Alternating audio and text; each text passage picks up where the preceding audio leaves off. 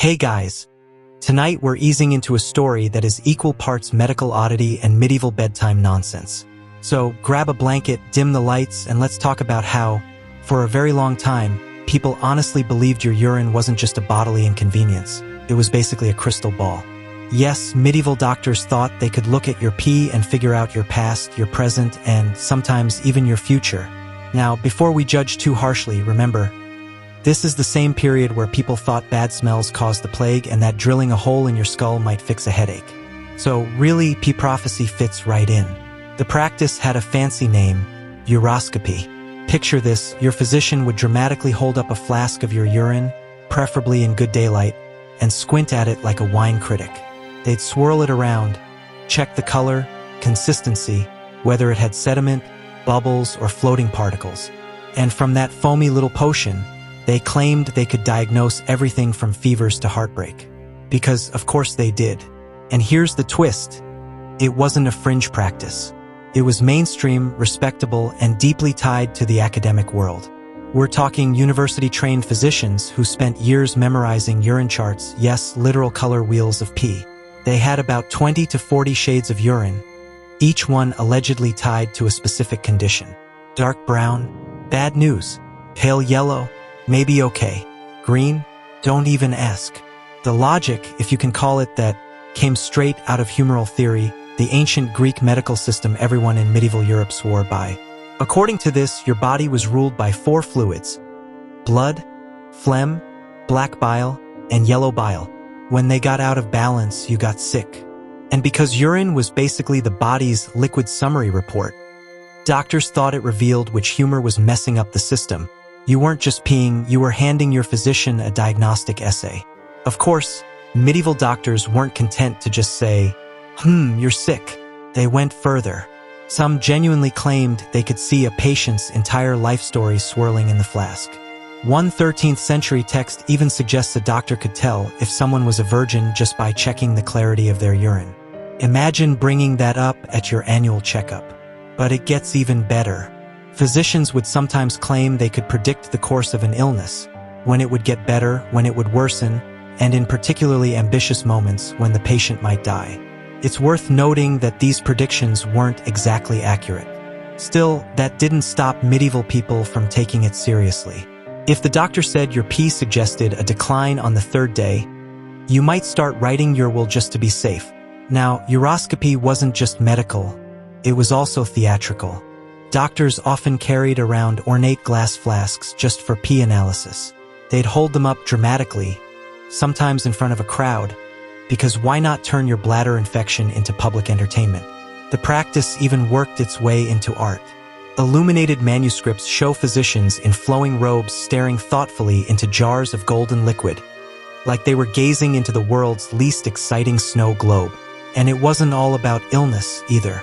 Some medieval texts claimed urine could reveal things like pregnancy, the sex of an unborn child, or even whether a woman was fertile. Basically, before home test kits, there were guys in long robes telling you, well, madam, based on this sample, you might be expecting a boy. Of course, the accuracy rate was about the same as flipping a coin, but hey, at least they were consistent. There's also the social side. Imagine you're a wealthy noble in the 14th century. You don't necessarily want your doctor poking and prodding you. So instead, you just have a servant deliver your urine in a flask. That way, the doctor could give a diagnosis without ever seeing you. Long-distance medicine, medieval edition. In fact, some physicians became famous for diagnosing just from mailed-in pee. Early telehealth, but instead of Zoom, it was a courier with a very unpleasant package. Now, not everyone was thrilled with this. Some skeptics pointed out that maybe, just maybe, a yellow jar of liquid couldn't actually reveal your fate. But the overwhelming authority of academic medicine kept it alive. And it wasn't just Europe. Islamic scholars and physicians also engaged with uroscopy, blending it with their own medical traditions. So, we're talking about a widespread international fascination with pee prophecy. And, of course, the church had opinions too. Some clerics worried that uroscopy was straying into divination, which technically fell into the category of magic. After all, if you're predicting someone's future from a flask, isn't that kind of fortune-telling? doctors quickly reassured everyone that no, this was definitely science. Because nothing says science like squinting at a stranger's urine. Let's pause here and drift gently to another strange angle: the physicians themselves. Many medieval doctors had a kind of professional swagger, partly because their work looked impressive. Remember, most people in medieval villages didn't have access to advanced education. So when a man in robes came to town, holding up a glass of glowing liquid and muttering about humors, it looked sophisticated, even if he was just making it up as he went along. So we left our medieval doctor standing in the village square, holding up a jar of golden liquid like it's the Holy Grail.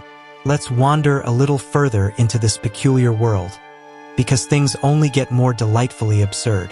By the late Middle Ages, uroscopy had become such a standard tool that there were entire manuals dedicated to it.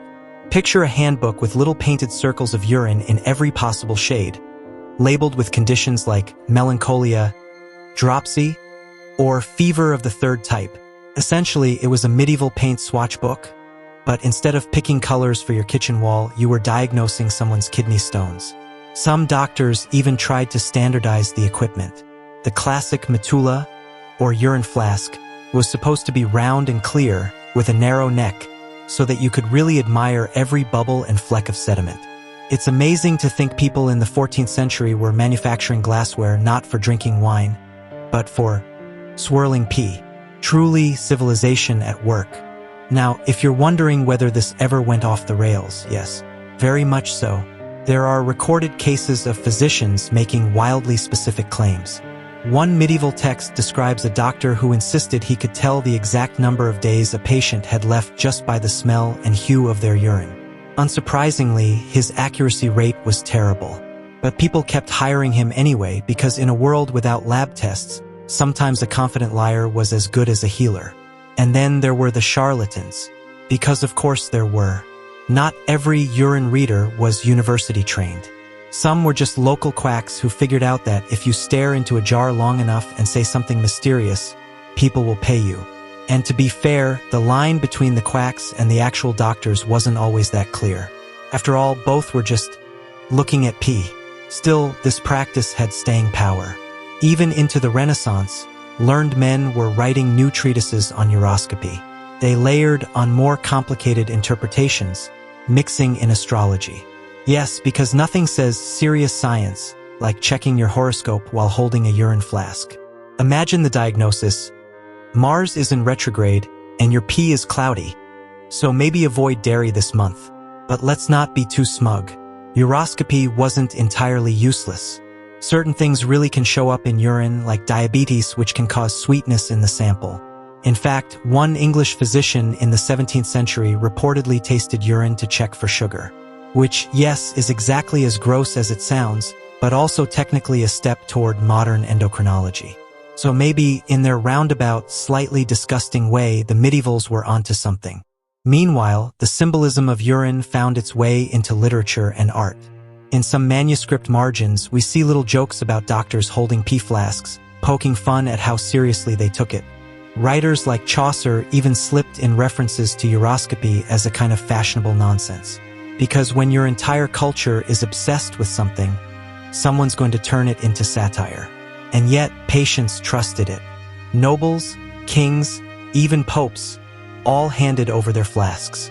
There are records of monarchs who kept their physicians busy by sending constant samples, sometimes several a day.